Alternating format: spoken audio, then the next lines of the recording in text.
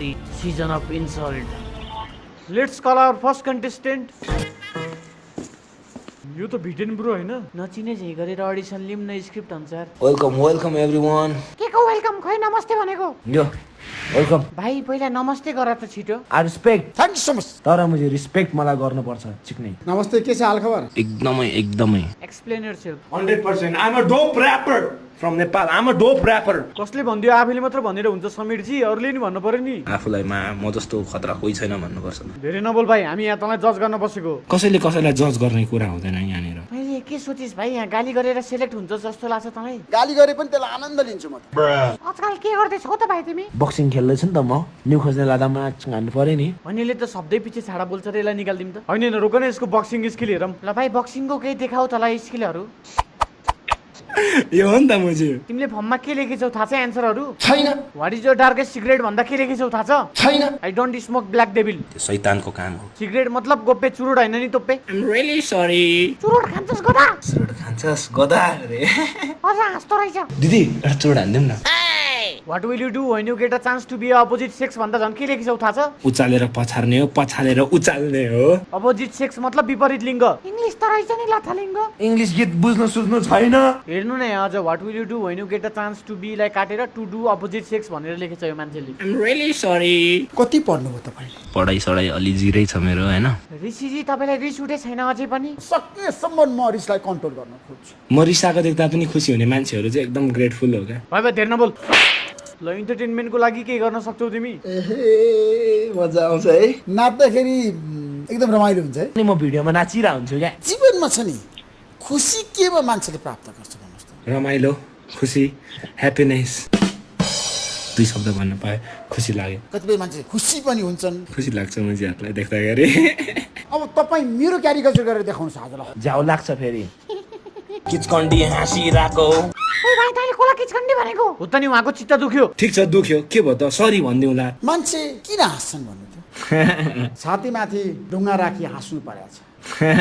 आज तपाईँ शेरबहादुर देउवाको क्यारिकेचर गर्नुहोस् त तपाईलाई क्यारिकेचर बाहेक अरू के गराउन आउँदैन तिमीलाई रोडिसमा किन लिने हाम्रो ग्याङ लिडरहरूलाई भन अब खासै कसैलाई फक यु पनि भन्न पर्दैन यहाँ ल हाम्रो ग्याङ लिडर्स तपाईहरुलाई उहाँलाई आफ्नो टिममा लिन मन छ भने बजर बजाउनुहोस्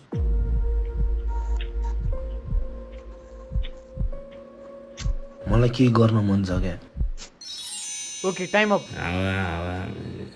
जाम हान्नु पर्ने you may go now fuck you bro मुख सम्हालेर बोल्न सिक भाइ पहिला fuck you to motherfucker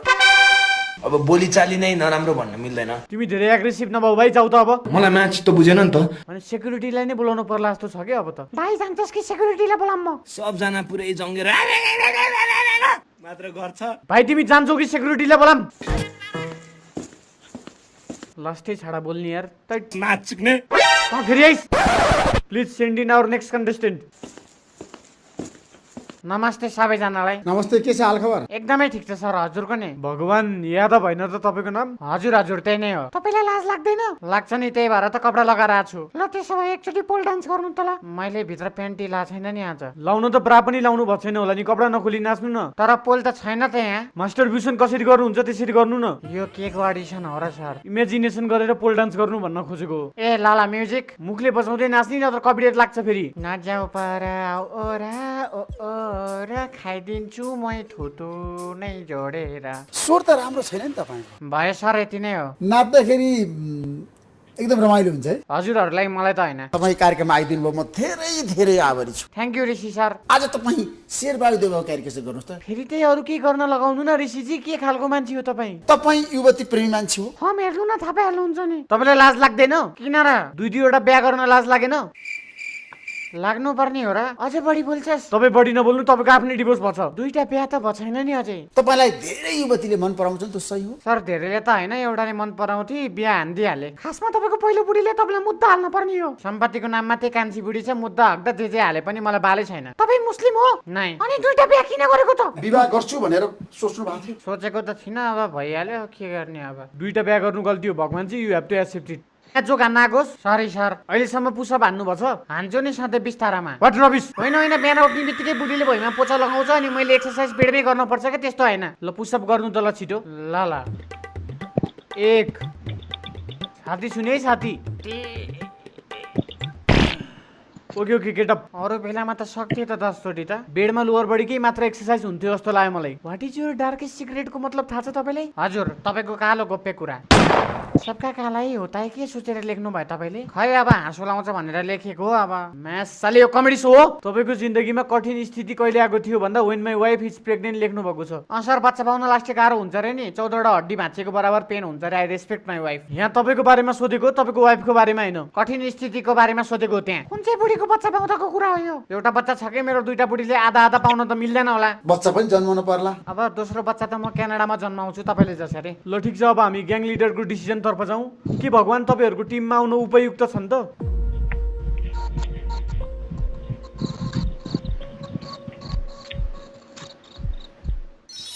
okay time up please sir एक चान्स म कमिङ राउन्डमा तयारीका साथ आउँछु प्लिज इट्स कलिङ राउन्ड ध्यान नै 60 रह तपाईको त्यसैले त धानिरहेछ नि सृष्टिलाई सृष्टि तपाईको बुढीको नाम हो नाइ दुर्गा युमेको नाम ल ल सर थ्यांक यू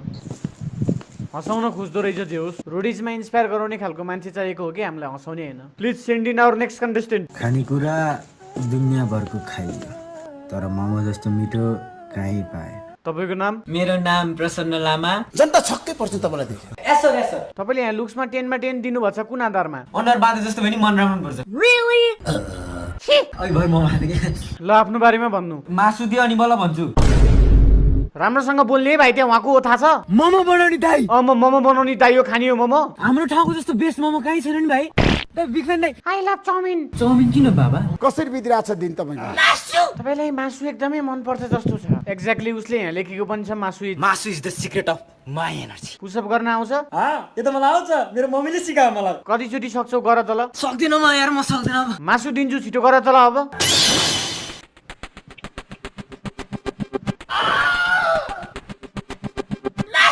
बाहिर होटेलमा गएर खानी तिमी बिहान चियासँग के खान्छौ रे च्यारो मासु खान्छु च्यारो मासु strange for your mind this is out of range कति पढ्नुभयो तपाईले I have cleared my plus 2 as a topper congratulation congratulation फर्ममा त ब्याक लाएर पास भएको भनेर लेखेछ त फेरि आज जनता जान्न चाहन्छन् के है जनता जान्न चाहन्छन् सबै नेपालीको मुखमा छ एसर एसर अब तपाईँ मेरो क्यारिकेचर गरेर देखाउनुहोस् आज ल फेरि त्यही क्यारिकेचर बाहेक अरू के गराउन आउँदैन तपाईलाई हामीले आफ्नोको राख्न पाउनुपर्छ ल उहाँ म्यामलाई प्रपोज गर त ल कसरी गर्दो रहेछौ हेरौँ डर लाग्छ रोडिजमा जे भने त्यही मान्न पर्छ भाइ आई लभ यु मलाई लाज लाग्यो भाइ लाज किन बाबा आई लभ यु मलाई तिमी जस्तो केटा मन पर्दैन yes she is vegetarian I found a girl स्वर त राम्रो छैन नि तपाईको कम बेबी कम आउँदिन जा तिमी त मेरो हुनेवाला गर्लफ्रेन्ड हो क्या प्रपोज नै गर्न आउँदैन रहेछ सिंगल हो भाइ तिमी even Salman Khan is single एउटा क्वेशन सोध्नु थियो के how can I get a girlfriend के हामी यहाँ दले जस्तो देखिएछौँ एकचोटि हैन दुईचोटि हैन चार चोटि नि काइनबाट मैले ब्रेकअप पाउँछ त भन्दा राम्रो केटा पाएर छोड्यो होला नि भाइ तँलाई म पागल जस्तो छु त छैनौ तर ब्रेकअपको लागि बाहना बनाइ होला नि त्यो केटीले म त उल्लुको पट्टा हो ल अघिदेखि सोधिरहेको छु अब देउता तिम्रो इन्ट्रोडक्सन पहिला एउटा केटी मिलाइदियो अनि बल्ल दिन्छु चा कस्तो झला यार ल हाम्रो ग्याङ लिडरहरूलाई भन तिमीलाई रोडिजमा किन लिने ओके ग्याङ लिडर्स तपाईहरुलाई प्रसन्न कस्तो लाग्यो त के ऊ तपाईहरुको टिममा आउनु उपयुक्त छन् त